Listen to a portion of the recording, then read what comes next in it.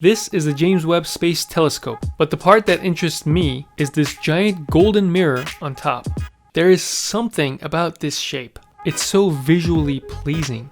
I have a history of building space-inspired furniture, so I'm going to take the James Webb Space Telescope and replace this last part to make it the James Webb Space Table. That way I can eat dinner on a shiny table.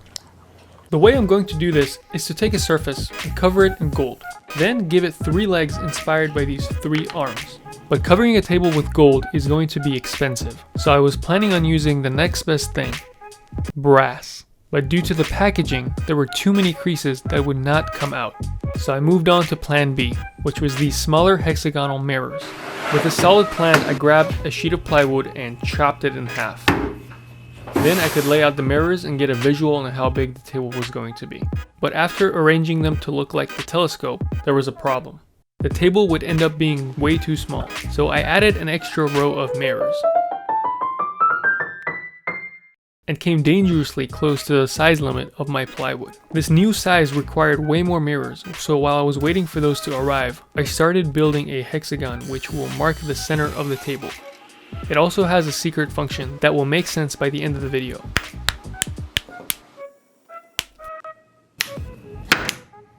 I glued together the hexagon using the tape method.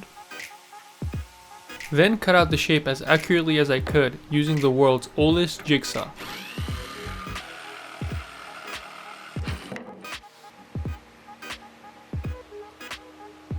After attaching it into place, I used the flush trim bit to cut the rest of the plywood.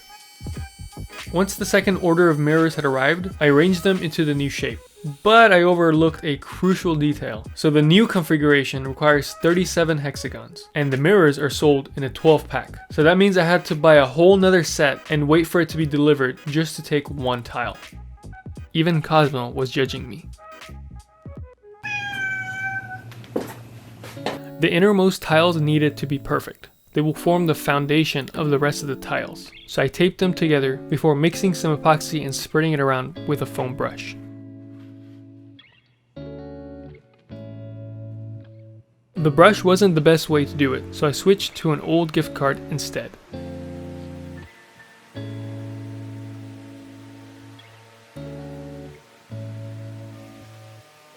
The glue was just this 5-minute epoxy that I mixed together by weight, and the fast cure time meant that I could really only do 3 tiles at a time.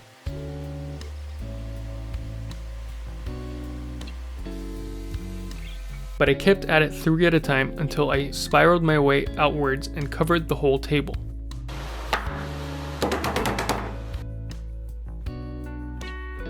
Alright, so I just got done gluing down all of the mirrors and it went really well, so I think it's time to celebrate.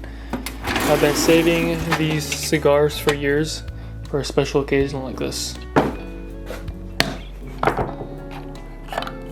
Yes.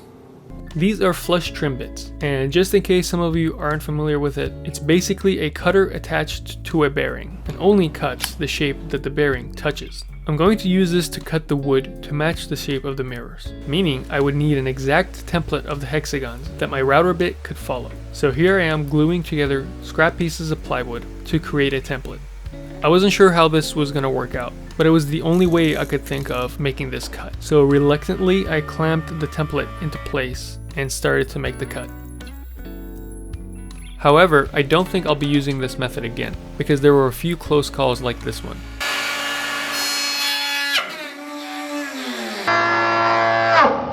But regardless of safety, the cut actually ended up being really nice. Beautiful! So it was just a matter of repeating the steps until all the sides were cut.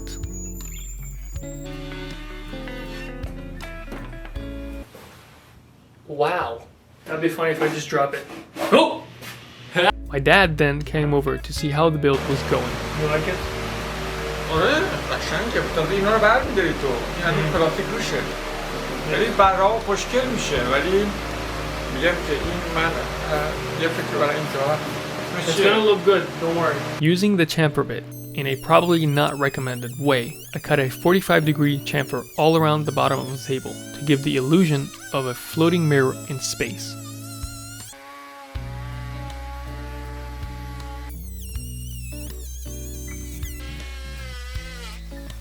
The top still needed some reinforcement, and since I never really throw anything away, I had the perfect sized circle of plywood for the job. This particular one is left over from my Galaxy table video.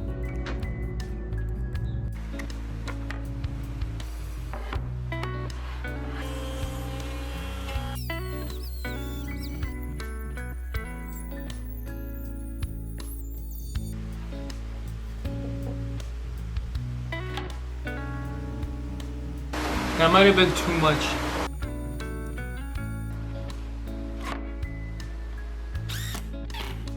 At this point, I made sure the top was level, because the next step was to pour a layer of epoxy, so it was time for the protective plastic to come off. I tried peeling the whole thing off in one piece, but it was not happening. Except for the middle part, which came off cleanly.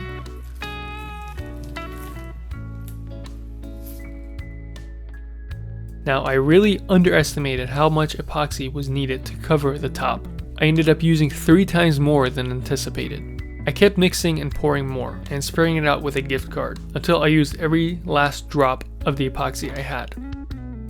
I had to be really careful of the edges. I wanted to do this in one coat to avoid sanding, so I brought up the epoxy right up to the edge. This is actually a great property of epoxy. I think the surface tension stops it from dripping off the edge, but still coats the whole surface. Eventually, there was enough epoxy for the whole surface of the table to self-level. And after 10 minutes or so, I came back with a torch to pop all the bubbles that rose to the surface. However, Inspector Cosmo had to approve before I moved on to the next step. Don't worry, this was the next day and the epoxy was cured. Before going any further, I wanted to get the legs made, so I held up 2 2x4s to make a mark. Then I could take that to the table saw and make a more precise cut at 15 degrees. Once I had all the legs cut, I could taper them on one side. I don't have a tapering jig, so I just drew a line and cut it with a circular saw. I went back and forth on the placement of the legs for a while, before landing on the one that was further out. The next step was to attach these 2 pieces together, so here I am marking the areas that need to be removed for the half lap joint. I then lowered the blade up to the mark and made the first cut. It took me a few tries to get the perfect depth, but once I finally had it, I cut the rest. Essentially, I need to hog out a bunch of material, so I'll let the machine do most of the work, then come in and clean up the rest with a chisel.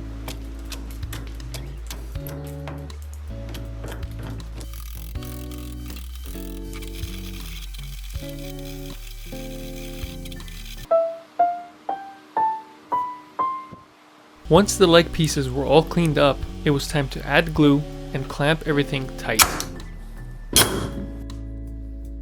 As an added touch, I chamfered the corners, which gives a nice finished look to the legs. I stained the legs with this dark walnut stain, which should give a nice contrast to the gold color of the top. Then applied 3 coats of polyacrylic. Here is where the hexagon comes into play again. I'm basically using it to hold the legs in the right place. These screws are not strong enough to hold up the table, however, so I also used these brackets to strengthen the legs. I used a self-centering bit to pre-drill, then went in with screws, or you can just snap them together like I do here. Once I attached them, I wanted to do a quick test to see how the legs would hold up.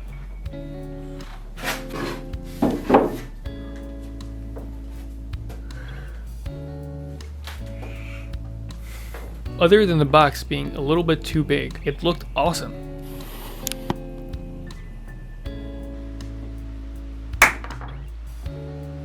This build was filled with challenges and setbacks, and in a way, it's reminiscent of how the real telescope was constructed. Sure, the reflection has waves in it, and the epoxy cured with these weird lines. Heck, I even dropped the table while I was staging it for these final shots.